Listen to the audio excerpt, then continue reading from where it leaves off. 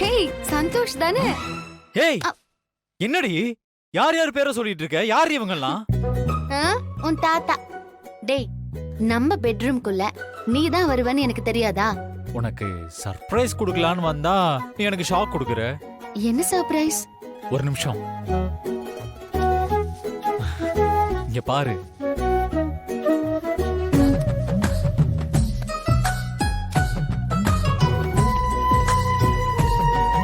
அல்வாவா? ஆமா, என் பொண்டாட்டிக்கு பிடிச்ச அல்வா.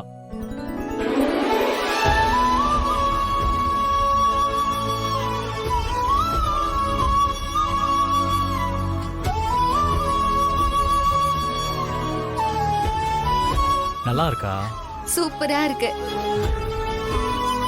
சீனு, நான் உனக்கு கேட்கவா? ஏய் ஒன்னா எல்லாமே உனக்கு தான். அது இல்லடா, நேத்து அன்னைக்கு சாருவ கல்யாணம் பண்ணிக்க போற மாப்பிள்ள வந்தப்போ உன் பர்ஸ்ல என் போட்டோவை காட்டினல்ல? ஆமா, என் போட்டோவை கூடவே வச்சிருக்க. உனக்கு என்ன அவ்வளவு பிடிக்குமா? என்னடி பொண்டாட்டி இப்படி கேக்குற? நான் எப்பவும் உன் கூடவே இருக்கணும்னு நினைக்கிறேன். அது முடியலன்னு தான் போட்டோவாது என் கூடவே இருக்கட்டும்னு வச்சிருக்கேன். நான் அடிக்கடி கடையில இருக்கும்போது கூட எடுத்து பாப்பேன், தெரியுமா? நீ இதெல்லாம் பண்றப்போ எனக்கு ரொம்ப ஹாப்பியா இருக்குடா புருஷா. ஏய் என்ன புருஷன்லாம் கூப்பிடுற? நல்ல மூட்ல இருக்க போல. ஹாய், பின்னாடி போ. ஹாப்பி மூட்ல இருக்கேன், ஆனா நீ நினைக்கிற மாதிரி எதுவும் இல்ல. ஓ, அப்ப ஹாப்பியா இருக்க?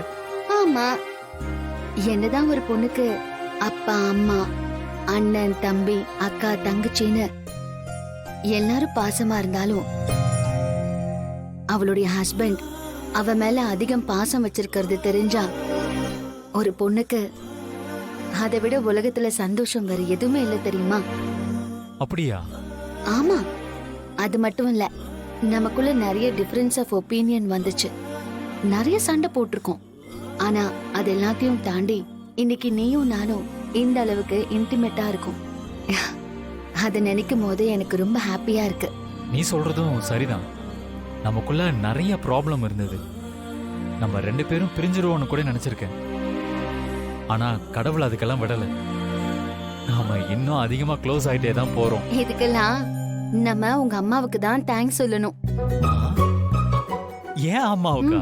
ஏன்? ஆமா, அவங்க தான் நம்மள பிரிக்கிறதுக்காக ஏதாவது ஒண்ணு பண்ணிக்கிட்டே இருக்காங்க. அதனால நாம இன்னும் க்ளோஸ் ஆயிட்டே போறோம். அப்படியா? சீனு, இந்தப்பா